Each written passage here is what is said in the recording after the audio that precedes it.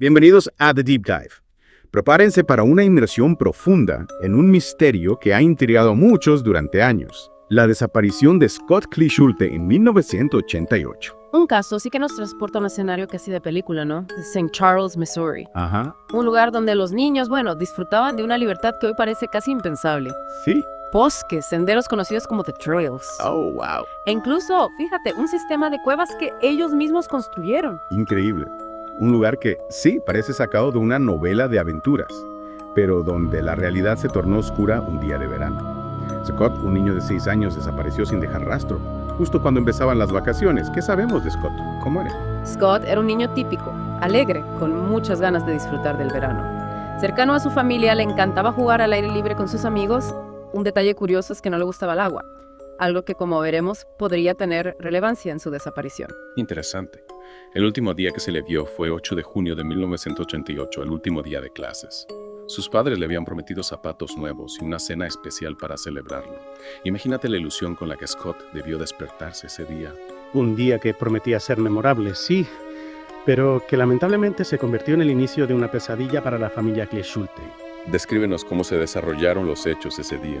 Scott llegó a casa después de la escuela, alrededor de las 3:30 p.m., tomó un refrigerio y salió a jugar.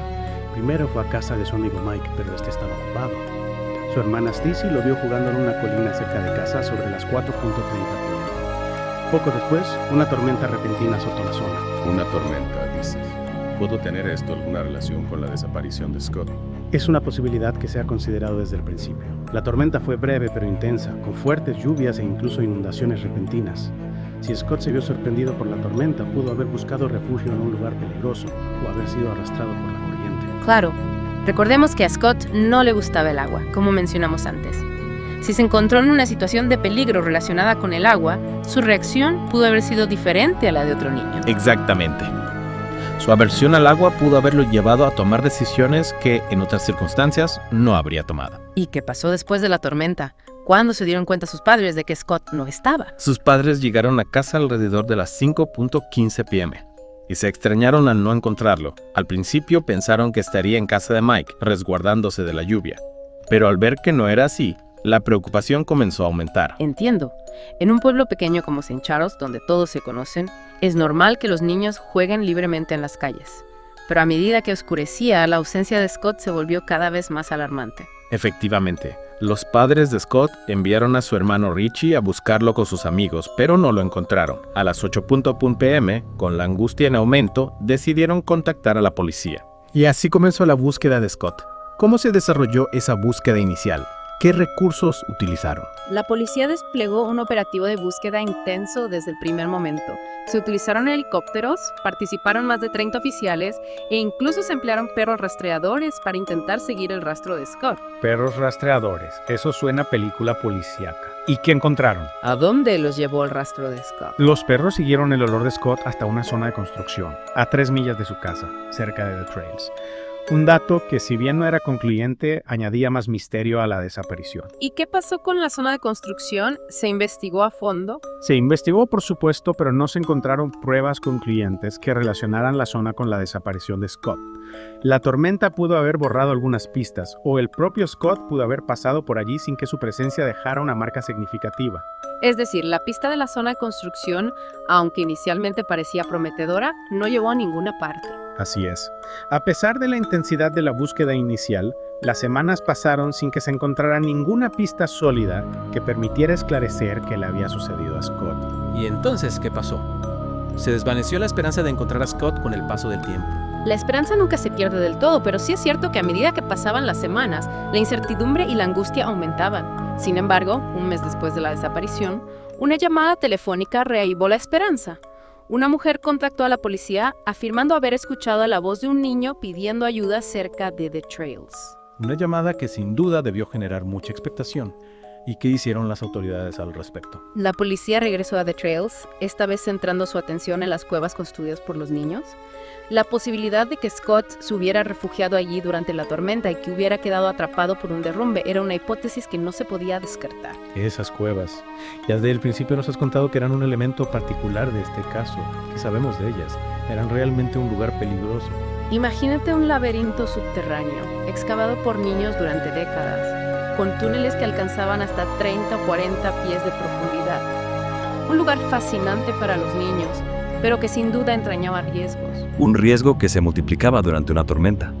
Entiendo por qué la policía se centró en las cuevas tras la llamada de la mujer. ¿Y qué encontraron? ¿Hubo algún rastro de Scott? Se utilizó maquinaria pesada para excavar y explorar las cuevas, destruyéndolas en el proceso. Lamentablemente, no se encontró ningún rastro de Scott. Es decir, otra pista que se desvanece. ¿Qué impacto tuvo esto en la investigación? La búsqueda en las cuevas marcó un punto de inflexión en el caso. A pesar de no haber encontrado a Scott, la complejidad y la extensión del sistema de túneles sorprendieron a todos. La atención mediática disminuyó y la familia Cleesculte se quedó con más preguntas que respuestas. Retomamos nuestra inmersión en el caso de Scott Cleesculte, un misterio que nos ha llevado a través de bosques, cuevas y hasta los laberintos de Internet. Y precisamente hablando de Internet, quedamos en analizar cómo la era digital ha impactado en la investigación de casos como el de Scott. Es fascinante, ¿verdad? Antes, la información sobre casos sin resolver se limitaba a los medios tradicionales. Ahora, plataformas como Reddit, webs de True Crime y foros online se han convertido en verdaderos hervideros de teorías e investigaciones ciudadanas. Exacto, como vimos con la confesión de Reddit, que si bien no era fiable del todo, desató una oleada de interés y especulación en torno al caso de Scott. ¿Es esto algo positivo o negativo? Es un arma de doble filo, sin duda. Por un lado, la viralización de un caso puede ayudar a mantenerlo en el ojo público, generar nuevas pistas e incluso presionar a las autoridades para que no lo abandonen. Es como si la comunidad online se convirtiera en una especie de detective colectivo, ¿no? En cierto modo, sí. Y hay ejemplos de casos resueltos gracias a la colaboración online. Pero el lado oscuro es la desinformación, las teorías conspirativas sin fundamento y la difamación de personas inocentes. Claro, el afán por resolver el misterio puede llevar a conclusiones precipitadas. Y a veces el daño que se causa es irreparable. Exactamente. Es crucial mantener un enfoque crítico, verificar las fuentes y recordar que detrás de cada caso hay personas reales, familias que sufren. Volviendo al caso de Scott, mencionaste que otros casos en la zona reavivaron el interés por su desaparición. ¿Qué nos puedes contar de Angie Hausman y Cassidy Center? Sus casos, ocurridos años después de la desaparición de Scott, generaron una gran conmoción en St. Charles. Angie, de 9 años, fue secuestrada y asesinada, mientras que Cassidy, de 10, desapareció sin dejar rastro.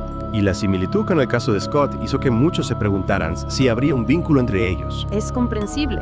Ante lo inexplicable buscamos patrones, conexiones que den sentido a la tragedia. Y la idea de un secuestrador en serie operando en la zona era aterradora. ¿Se llegó a investigar esa posibilidad? Por supuesto. La policía exploró todas las vías, pero no se encontraron pruebas concluyentes que conectaran los casos. El caso de Angie se resolvió años después, pero el de Cassidy, al igual que el de Scott, sigue siendo un misterio.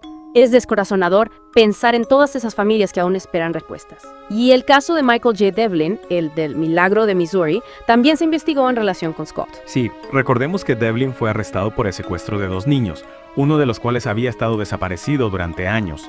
El hallazgo conmocionó al país y despertó la esperanza de que se resolvieran otros casos de niños desaparecidos, incluido el de Scott. La posibilidad de un secuestrador en serie aterrorizó a la comunidad, pero a la vez brindó un rayo de esperanza a las familias que buscaban a sus seres queridos. Exacto. El FBI investigó a fondo si Devlin podía estar implicado en otros casos, pero lamentablemente no se encontraron pruebas que lo relacionaran con Scott. Es como si cada nueva pista, cada nuevo caso similar, despertara la esperanza para luego volver a sumirnos en la incertidumbre. Así es. Y esto nos lleva a una reflexión importante.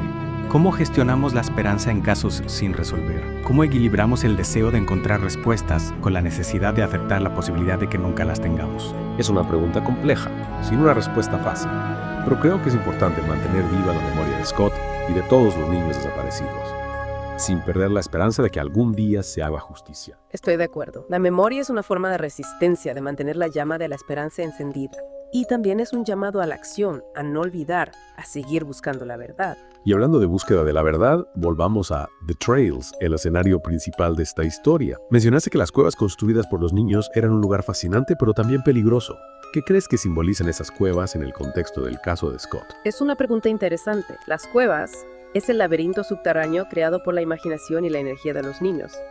Representan un mundo aparte. Un lugar secreto, lleno de posibilidades. Un lugar que, al igual que el caso de Scott, guarda secretos que aún no hemos desentrañado. Exacto. Las cuevas simbolizan la dualidad entre la inocencia y el peligro, entre la libertad de la infancia y los riesgos que a veces conlleva. Es como si las cuevas fueran una metáfora del propio misterio. Un lugar que exploramos con la esperanza de encontrar respuestas, pero que también nos puede llevar a callejones sin salida. Y que, a pesar de haber sido destruidas durante la búsqueda de Scott, siguen presentes en la memoria colectiva de St. Charles, como un recordatorio de la tragedia que marcó a la comunidad. Un recordatorio de que la búsqueda de la verdad puede ser un camino tortuoso, lleno de obstáculos y decepciones. Pero también un camino que vale la pena recorrer, por difícil que sea. Porque la verdad, aunque a veces sea esquiva, es lo único que puede traer paz a quienes la buscan. Y en el caso de Scott Clishulte, la búsqueda de la verdad continúa, impulsada por la memoria, la esperanza y el deseo de que su historia no quede en el olvido. Regresamos a The Deep Dive para la parte final de nuestra inmersión en el caso de Scott Clishulte. Hemos recorrido un largo camino, explorando pistas, analizando teorías e incluso adentrándonos en el mundo online. Y ahora, en este último tramo, yo quiero volver a lo esencial. Scott, su familia y la búsqueda incansable de respuestas. Exacto. A pesar del tiempo transcurrido, el caso de Scott sigue vivo en la memoria de muchos. Su familia nunca ha dejado de buscarlo. Y la comunidad de St. Charles, aún guarda la cicatriz de esta tragedia. Es importante recordarlo, ¿no? Más allá de las especulaciones, de las teorías, del ruido mediático, detrás de este caso hay personas reales con sentimientos, con un vacío que el paso del tiempo no ha logrado llenar.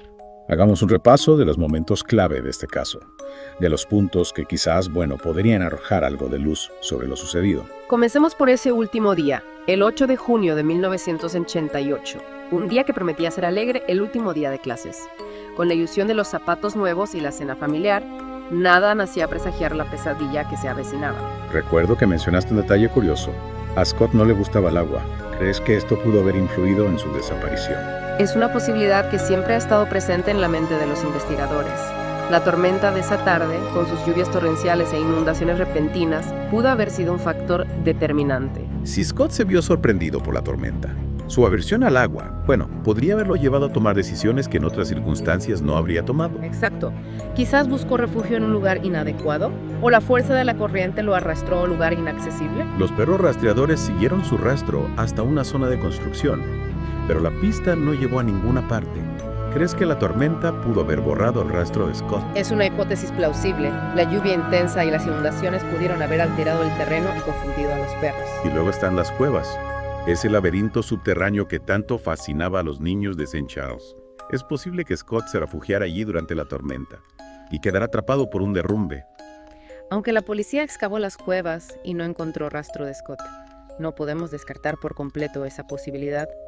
La estructura de las cuevas era precaria y la tormenta pudo haber provocado un colapso. Es una idea desgarradora, pensar en Scott atrapado en la oscuridad, sin posibilidad de escape. Sin duda. Y aunque la búsqueda en las cuevas no arrojó resultados, el impacto que tuvo en la comunidad fue enorme. Esas cuevas, destruidas en el proceso, se convirtieron en un símbolo de la tragedia, un recordatorio constante de la pérdida. Hablando de símbolos, la confesión de Reddit también generó un gran impacto, aunque no se haya podido verificar su autenticidad. Es un ejemplo de cómo la era digital ha transformado la investigación de casos sin resolver. Internet puede ser una herramienta poderosa para difundir información y generar nuevas pistas, pero también conlleva riesgos. El riesgo de la desinformación, de las especulaciones sin fundamento, de la difamación de personas inocentes.